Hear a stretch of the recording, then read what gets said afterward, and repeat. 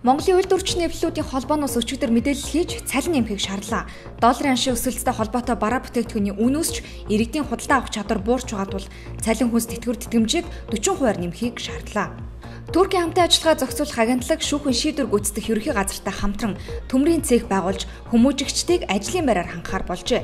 Ингэснээр шүүхэн шийдвэр гүйцэтгэх ерөнхий газрын харьяа 441-р ангийн байршилт 40-50 хүнийг ажилуулах хүчин чадалтай төмрийн цехийг байгуулах эрхлэл тавигдж байгаа маа.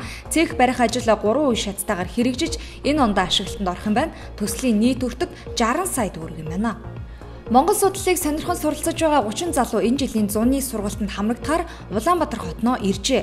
Орос, Герман, Швейцар, Чех, Унгар, Итали, Финланд, Хятад, Япон, Австрали, Америк зэрэг 12 орны 18 их сургууль судалгааны төвийн залуус Монголыг зорин иржээ.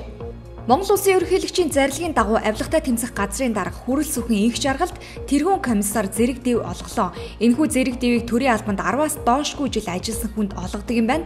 Инх жаргалд тэргүүн комиссар зэрэг дэв олгох саналыг авилгатай тэмцэх газраас санал болгосон байна. Уг саналыг үндэслэж Монгол Улсын ерөнхийлөгч зарлиг гаргажээ.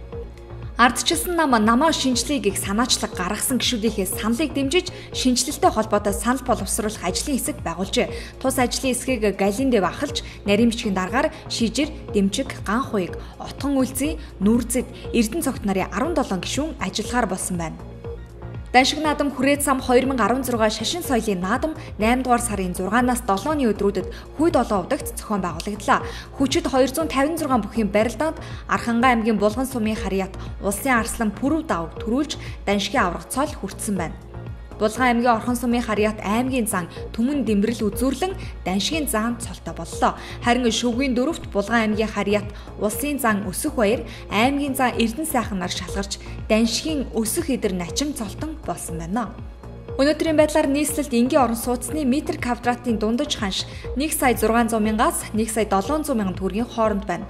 Орон сууцны эрэлт бага, нийлүүлэлт ихтэй байгаатай холбогдуулж, орон сууцны биржид бүртгэлтэй 100 гаруй аж ахуй нэгжийн 30 орчим хувь нь 10% урьдчилгаа төлөөд орон сууцны зээлд хамрагдах боломжийг бүрдүүлжээ.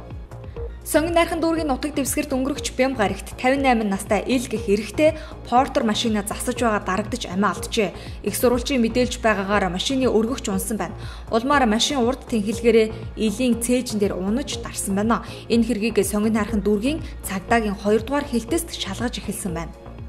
Бразилийн Рио де Жанейро хотноо болж байгаа 131-р наадам эхлээд 3 хоног байна. Риод тамирчид албаныхан хэвлэл мэдээллийнхнээс гадна манай 3 шүүгч ажиллаж байна.